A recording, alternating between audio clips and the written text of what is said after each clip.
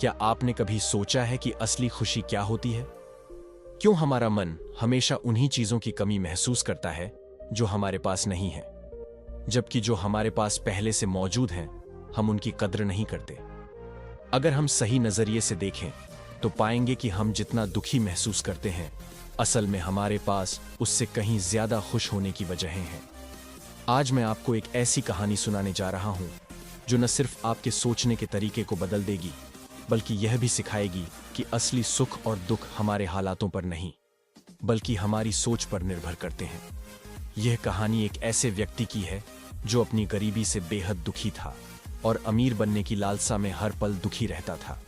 लेकिन फिर उसकी मुलाकात एक बौद्ध भिक्षु से होती है जो उसे यह सिखाता है कि असली सुख कहाँ पाया जा सकता है। तो इस कहानी को अंत तक ध्यान से सुनिए, क्योंकि यह आपकी सोच को एक नया आयाम दे सकती है और आपको भीतर से बदल सकती है। बहुत समय पहले की बात है।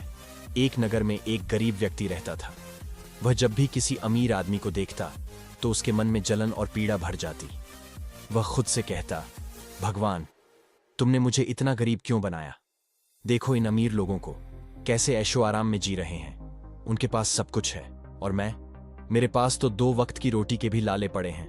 ये कितना अन्याय है। काश मैं भी अमीर होता। हर दिन, हर रात वह बस इसी सोच में डूबा रहता। उसकी आंखों में अमीर बनने की ख्वाहिश थी, लेकिन दिल में हमेशा बेचैनी और असंतोष। इसी तरह एक दिन वह अपने हालात को कोसते हुए बैठा था। तभी वहां से एक बौद्ध भिक्षु गुजरे। उन्होंने उस व्यक्ति की सारी बातें ध्यान से सुनी। फिर मुस्कुराते हुए वे उसके पास गए और बोले, वत्स, तुम इतने चिंतित और दुखी क्यों दिख रहे हो?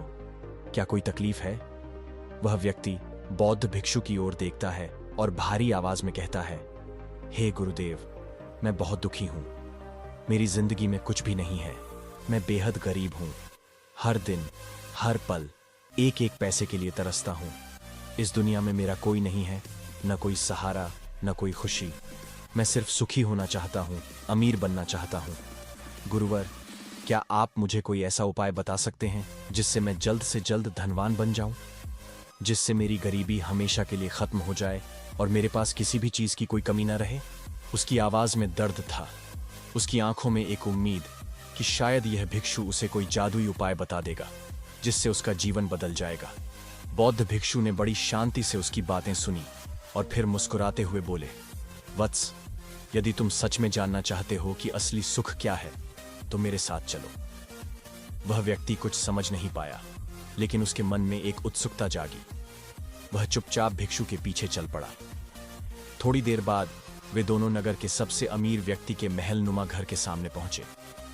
वह घर इतना भव्य था कि गरीब व्यक्ति की आंखें फटी की फटी रह गईं। सोने और चांदी से जड़ी हुई दीवारें, सुंदर बगीचा, महंगे रथ, नौकर चाकर, हर चीज वैभव और ऐशो आराम से भरी हुई थी। उस घर को देखकर गरीब व्यक्ति के चेहरे पर लालसा झलकने लगी। वह उत्साहित होकर बोला, हे गुरुवर, अगर मेरे पास इतना धन होता तो मेरी जिंदगी स्वर्ग बन जाती। इस घर में रहने वालों की तो दुनिया ही अलग होगी। कितना आनंद आता होगा यहां रहने में। बौद्ध भिक्षु ने उसकी ओर देखा और मुस्कुराए। फिर उन्होंने कहा, इसीलिए तो मैं तुम्हें यहां लाया हूं, लेकिन पहले अंदर चलकर देखो। वे दोनों उस आलीशान महल के अंदर गए और घर के मालिक से मिले। वह नगर का सबसे धनी व्यक्ति था। उसके पास अनगिनत संपत्ति थी, मगर उसके चेहरे पर एक अजीब सा सूनापन था। भिक्षु ने अमीर व्यक्ति से पूछा, वत्स, तुम्हारे पास इतना धन है, इतना ऐश्वर्य है, क्या तुम सुखी हो? यह सवाल सुनकर वह धनी व्यक्ति कुछ पल के लिए खामोश हो गया। फिर एक गहरी सांस लेते हुए उदासी से बोला, गुरुवर, कैसा सुख? क्या सिर्फ धन होने से सुख मिल जाता है? हाँ, मेरे पास सब कुछ है, सोना, चांदी, नौकर चाकर, महल, लेकिन फिर भी मैं सुखी नहीं हूं। गरीब व्यक्ति यह सुनकर चौंक गया। उसे समझ नहीं आ रहा था कि इतना अमीर आदमी आखिर दुखी कैसे हो सकता है। वह अमीर व्यक्ति धीरे धीरे अपनी बात आगे बढ़ाता है, मैं जन्म से ही अंधा हूं। इस संसार की सुंदरता को देखने की मेरी कभी कोई क्षमता ही नहीं रही। मुझे नहीं पता यह दुनिया कैसी दिखती है। मेरे अपने घर की भी कोई छवि मेरी आंखों में नहीं बसी। मेरे लिए असली सुख तो वे लोग हैं जो इस संसार को देख सकते हैं, जो इसके रंगों का आनंद उठा सकते हैं। लेकिन मैं बस अंधकार में जी रहा हूं। यह सुनकर गरीब व्यक्ति की आंखें चौड़ी हो गईं। वह अवाक रह गया। अमीर व्यक्ति की आंखों में एक गहरी उदासी थी। उसने भारी आवाज में कहा, गुरुवर, मेरी बस एक ही इच्छा है। मैं केवल कुछ पलों के लिए ही सही इस दुनिया को देखना चाहता हूं। मैं अपने माता पिता, अपने परिवार, इस सुंदर संसार को बस एक बार अपनी आंखों से देख सकूं। यदि कोई मुझसे मेरी पूरी दौलत भी मांग ले तो भी मैं देने को तैयार हूं। मेरे पास भले ही अपार धन संपत्ति हो, लेकिन मैं भीतर से उतना ही अकेला और दुखी हूं। वह अपनी तकलीफ को शब्दों में बयां कर ही रहा था कि तभी बौद्ध भिक्षु ने उसकी ओर इशारा करते हुए गरीब व्यक्ति की तरफ देखा और बोले, वत्स, तुम्हारे पास एक बहुत बड़ा अवसर है। अगर तुम चाहो तो इस धनी व्यक्ति की सारी संपत्ति तुम्हारी हो सकती है। बदले में तुम्हें बस अपनी आंखें उसे देनी होंगी। तुम अमीर बन जाओगे और यह व्यक्ति अपनी सबसे बड़ी कमी पूरी कर पाएगा। फिर तुम भी सुखी हो जाओगे और यह भी। गरीब व्यक्ति यह सुनकर सन्न रह गया। उसका मन अचानक विचलित हो उठा। उसकी सांसें तेज हो गईं। कुछ देर तक वह कुछ कह ही नहीं पाया। फिर घबराते हुए बोला, नहीं गुरुवर, आप ये क्या कह रहे हैं? मैं अपनी आंखें देकर अमीर बनकर भी क्या करूंगा? बिना देखे जीवन जीना तो अधूरा ही होगा। नहीं, मैं ऐसा नहीं कर सकता। बौद्ध भिक्षु उसकी तरफ देखते हुए मुस्कुराए और बोले, लेकिन सोच लो, ऐसा अवसर तुम्हें दोबारा नहीं मिलेगा। क्या तुम्हारी गरीबी से मुक्ति की इच्छा इतनी कमजोर है? गरीब व्यक्ति ने गहरी सांस ली, फिर दृढ़ स्वर में कहा, गुरुवर, अगर अमीरी पाने का यही रास्ता है तो मैं इसे नहीं अपनाना चाहता। अगर आपके पास कोई और उपाय है तो बताइए, वरना मुझे मेरे हाल पर छोड़ दीजिए। मैं अपनी आंखों की कीमत पर यह सौदा कभी नहीं कर सकता। भिक्षु ने धीरे से सिर हिलाया और कहा, ठीक है, अगर तुम अपनी आंखें नहीं देना चाहते तो कोई बात नहीं, हम कोई और रास्ता ढूंढ लेंगे। चलो, मैं तुम्हें एक और व्यक्ति से मिलवाता हूं। यह कहकर बौद्ध भिक्षु ने उस गरीब व्यक्ति का हाथ पकड़ा और उसे नगर के एक और धनवान व्यक्ति के घर ले गए। यह घर पहले वाले से भी कहीं अधिक विशाल और भव्य था। महल के ऊंचे ऊंचे दरवाजे, नक्काशीदार खंभे, सोने चांदी से सजी दीवारें, यह किसी राजमहल से कम नहीं था। इस नजारे को देखकर गरीब व्यक्ति के मन में फिर से लालसा जाग उठी। वह चकित होकर बोला, गुरुवर, अगर मेरे पास ऐसा घर होता तो मेरी सारी तकलीफें खत्म हो जाती। यह जीवन कितना सुखद होता। गरीब व्यक्ति ने जब उस विशाल महलनुमा घर को देखा तो उसकी आंखें चमक उठी।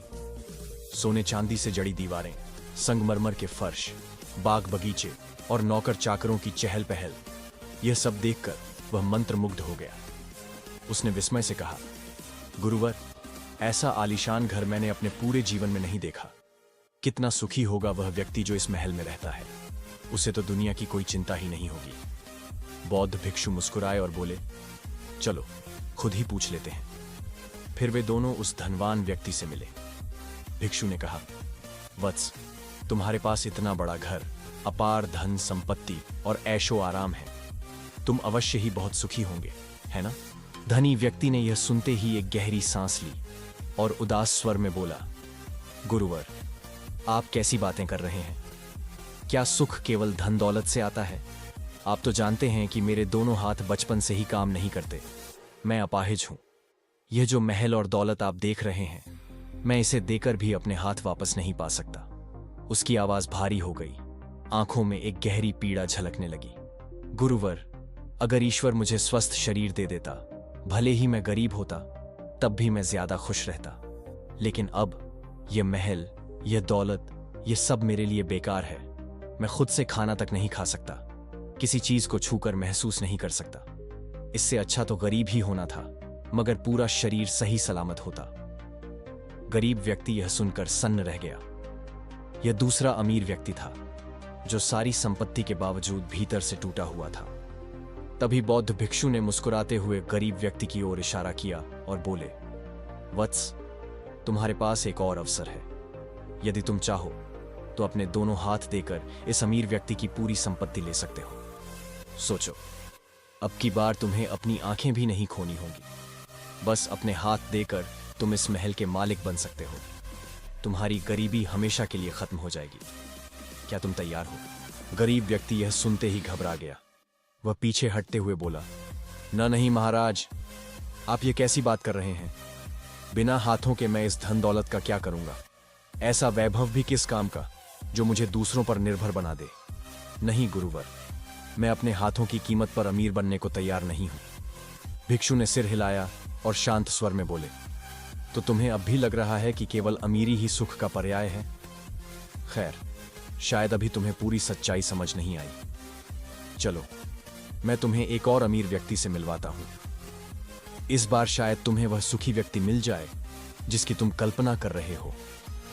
इतना कहकर बौद्ध भिक्षु ने गरीब व्यक्ति का हाथ पकड़ा और उसे नगर के तीसरे सबसे अमीर व्यक्ति के पास ले गए। बौद्ध भिक्षु उस गरीब व्यक्ति को नगर के तीसरे सबसे अमीर व्यक्ति के पास ले गए। इस व्यक्ति के पास एक विशाल महल था जिसकी भव्यता किसी राजमहल से कम नहीं थी। सोने चांदी की नक्काशी, बेशकीमती फर्नीचर, अनगिनत नौकर चाकर, यह सब देखकर गरीब व्यक्ति फिर से अचंभित हो गया। गुरुवर, यह व्यक्ति अवश्य ही बहुत सुखी होगा। गरीब व्यक्ति उत्सुकता से बोला, इतनी संपत्ति, इतना वैभव, इसे तो जीवन में कोई कमी नहीं होगी। यह निश्चित रूप से सबसे अधिक आनंदित होगा। बौद्ध भिक्षु मुस्कुराए और बोले, चलो स्वयं पूछ लेते हैं। वे दोनों उस धनी व्यक्ति के पास गए। भिक्षु ने कहा, वत्स, तुम्हारे पास इतना धन, इतना बड़ा महल, सारे ऐशो आराम हैं, तुम तो निसंदेह बहुत सुखी होंगे। लेकिन यह सुनकर धनी व्यक्ति की आंखों में गहरी उदासी छा गई। उसने भारी स्वर में कहा, गुरुवर, सुख, कैसा सुख? इस दुनिया में मुझसे अधिक दुखी शायद ही कोई होगा। गरीब व्यक्ति यह सुनकर चौंक गया। लेकिन क्यों? आपके पास तो सब कुछ है। धनी व्यक्ति की आंखों में दर्द उतर आया। मेरा धन, मेरा महल, मेरी शान सब बेकार है। मेरी पत्नी ने मुझे धोखा दे दिया है। वह मुझसे भी अधिक अमीर व्यक्ति के साथ प्रेम करती है। मैं सब कुछ होते हुए भी खाली हूं, टूटा हुआ हूं। अब इस दौलत का मैं क्या करूं? जब मन ही सुखी नहीं तो धन किस काम का? कम से कम वह गरीब आदमी तो मुझसे अधिक सुखी होगा जिसकी पत्नी उसके साथ वफादार है। फिर उसकी आवाज में क्रोध उभर आया। मैंने तय कर लिया है, मैं अपनी पत्नी और उसके प्रेमी की हत्या कर दूंगा। यह सुनकर बौद्ध भिक्षु शांत भाव से मुस्कुराए और बोले, वत्स, इससे पहले कि तुम कोई गलत कदम उठाओ, कम से कम हमें भोजन करा दो। और हां, भोजन के साथ कुछ कांच के टुकड़े भी मंगवा देना। धनी व्यक्ति थोड़ा हैरान हुआ, लेकिन उसने कोई सवाल नहीं किया। वह बौद्ध भिक्षु का बहुत सम्मान करता था। उसने भोजन की व्यवस्था की और साथ में कुछ कांच के टुकड़े भी लाकर रख दिए। जब भोजन परोसा गया तो बौद्ध भिक्षु, गरीब व्यक्ति और धनी व्यक्ति तीनों भोजन करने बैठे। तभी भिक्षु ने कुछ कांच के टुकड़े उठाए और धनी व्यक्ति की थाली में डाल दिए। लीजिए, अब आप इसे खा सकते हैं, भिक्षु ने कहा। धनी व्यक्ति घबरा गया। गुरुवर, यह क्या कर रहे हैं? इस भोजन में तो कांच के टुकड़े पड़े हैं। अगर मैंने इसे खा लिया तो मुझे भयंकर पीड़ा होगी। हो सकता है कि मेरी मृत्यु ही हो जाए। बौद्ध भिक्षु मुस्कुराए और बोले, वत्स, तुम्हें यह तो समझ में आ गया कि इस भोजन को खाना है तो इसमें से कांच के टुकड़े हटाने ही होंगे। लेकिन यह क्यों नहीं समझ पाते कि जीवन में भी सुख चाहते हो तो तुम्हें दुख के टुकड़ों को हटाना ही होगा? धनी व्यक्ति स्तब्ध रह गया। उसके हाथ कांपने लगे। क्या वास्तव में मेरे दुख की वजह मेरी ही सोच है? उसने धीरे से कहा। बौद्ध भिक्षु ने सिर हिलाया। जिस तरह इस थाली में पड़ा भोजन असली है, वैसे ही जीवन में सुख भी असली होता है। लेकिन जब उसमें दुख के टुकड़े मिल जाते हैं तो वह पीड़ादायक बन जाता है। जैसे इस भोजन से कांच के टुकड़े अलग करने होंगे, वैसे ही तुम्हें भी अपने जीवन से दुखों को अलग करना होगा। धनी व्यक्ति की आंखें खुलने लगीं। उसने पहली बार अपनी पीड़ा को एक अलग नजरिए से देखा। गरीब व्यक्ति यह सब देखकर गहरे सोच में पड़ गया। शायद सुख का असली रहस्य कुछ और ही था। बौद्ध भिक्षु मुस्कुराए और बोले, वत्स, सुख तुम्हारे पास पहले से ही है, बस तुम उसे देख नहीं पा रहे। गरीब व्यक्ति हैरानी से बोला, गुरुवर, मैं सुखी कैसे हो सकता हूं? मेरे पास ना पैसा है, ना अच्छा घर, ना ऐशो आराम। भिक्षु शांत भाव से बोले, क्या तुमने ध्यान दिया कि हम जिन 3 धनी व्यक्तियों से मिले, वे सभी अपनी अपनी परेशानियों में दुखी थे। पहले व्यक्ति के पास अपार धन था, लेकिन आंखें नहीं थीं। दूसरे के पास बड़ी दौलत थी, लेकिन हाथ नहीं थे। तीसरे के पास महल था, लेकिन प्रेम और विश्वास नहीं था। इन तीनों के पास जो था उसकी कद्र नहीं थी, और वे बस उसी चीज के लिए तरसते रहे जो उनके पास नहीं थी। गरीब व्यक्ति सोच में पड़ गया। तुम्हारे पास क्या है वत्स? भिक्षु ने पूछा। गरीब व्यक्ति चुप रहा। क्या तुम्हारी आंखें हैं? भिक्षु ने पूछा। हाँ गुरुवर, गरीब व्यक्ति ने जवाब दिया। गरीब, क्या तुम्हारे हाथ पैर सही सलामत हैं? हाँ गुरुवर। क्या तुम्हारे पास जीवन है? हाँ गुरुवर। भिक्षु ने कहा, तो फिर बताओ, तुम गरीब कैसे हुए? गरीब व्यक्ति अब भी उलझन में था। भिक्षु मुस्कुराकर बोले, वत्स, सुख इस बात पर निर्भर नहीं करता कि तुम्हारे पास क्या नहीं है, बल्कि इस पर निर्भर करता है कि तुम जो कुछ भी रखते हो उसकी कितनी कद्र करते हो। जिनके पास बहुत कुछ है वे भी दुखी हैं, क्योंकि वे उसी चीज के पीछे भागते हैं जो उनके पास नहीं है। लेकिन जो यह समझ लेता है कि उसके पास कितना कुछ है, वही सच्चे सुख का अनुभव कर सकता है। गरीब व्यक्ति की आंखों में एक चमक आ गई। वह समझ चुका था कि सुख दौलत में नहीं, बल्कि अपनी सोच में है। उसने बौद्ध भिक्षु के चरणों में सिर झुका लिया और बोला, हे गुरुवर, आपने मेरी आंखें खोल दी। मैं अब समझ चुका हूं कि असली सुख मेरे पास ही था, लेकिन मैंने उसे कभी पहचाना ही नहीं। अब से मैं अपने जीवन की हर छोटी बड़ी चीज की कद्र करूंगा और सुखी रहूंगा। बौद्ध भिक्षु ने मुस्कुराते हुए उसका आशीर्वाद दिया और कहा, यही जीवन का सबसे बड़ा सत्य है वत्स। सुख बाहर नहीं, तुम्हारे भीतर ही है। गरीब व्यक्ति भिक्षु की बातों को ध्यान से सुन रहा था। उसे महसूस हो रहा था कि अब तक वह केवल उन चीजों की कमी पर ध्यान दे रहा था जो उसके पास नहीं थी, लेकिन उसने कभी यह नहीं सोचा कि उसके पास क्या है। भिक्षु ने आगे कहा, जब हमने दूसरे अमीर व्यक्ति से बात की तो उसके पास दौलत तो थी, लेकिन वह अपाहिज था। उसे सिर्फ अपने हाथों की कमी महसूस हो रही थी, जबकि वह धन का उपयोग भी कर सकता था, जीवन का आनंद भी ले सकता था, लेकिन उसने अपनी कमी को अपने दुख का कारण बना लिया।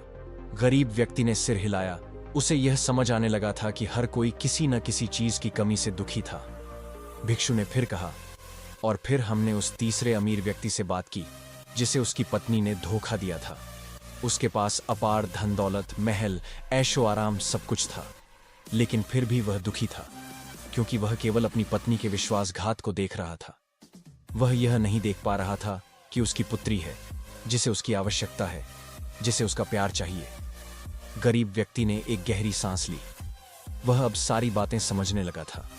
भिक्षु मुस्कुराए और बोले, वत्स, यदि तुम्हें सच्चा सुख चाहिए तो पहले यह समझो कि सुख बाहरी चीजों में नहीं, बल्कि तुम्हारे भीतर है। गरीब व्यक्ति ने पूछा, गुरुवर, इसका क्या अर्थ है? भिक्षु ने उत्तर दिया, सुख इस बात पर निर्भर करता है कि तुम अपने जीवन को कैसे देखते हो।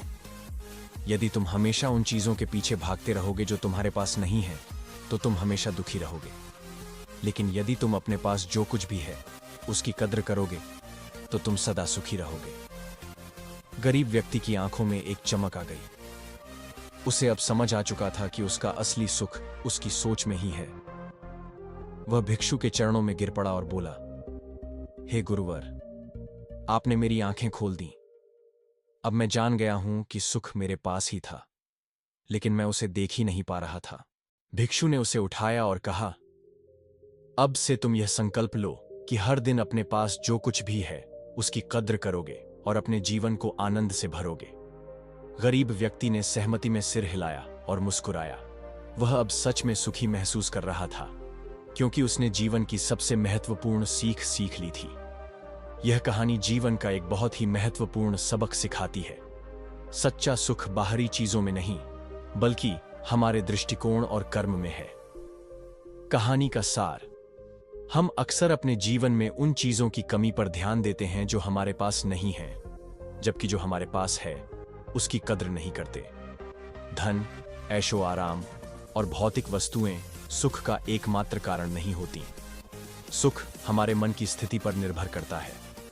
हमें अपने वर्तमान को स्वीकार करना चाहिए, लेकिन इसका यह मतलब नहीं कि हम आगे बढ़ने की कोशिश न करें। कर्म पर ध्यान देना ही सफलता और सुख का असली मार्ग है, न कि चिंता और असंतोष। अब आप बताइए, इस कहानी से आपने क्या सीखा? कमेंट के माध्यम से अपने विचार साझा करें। क्या आपको लगता है कि असली सुख हमारे भीतर ही होता है? हे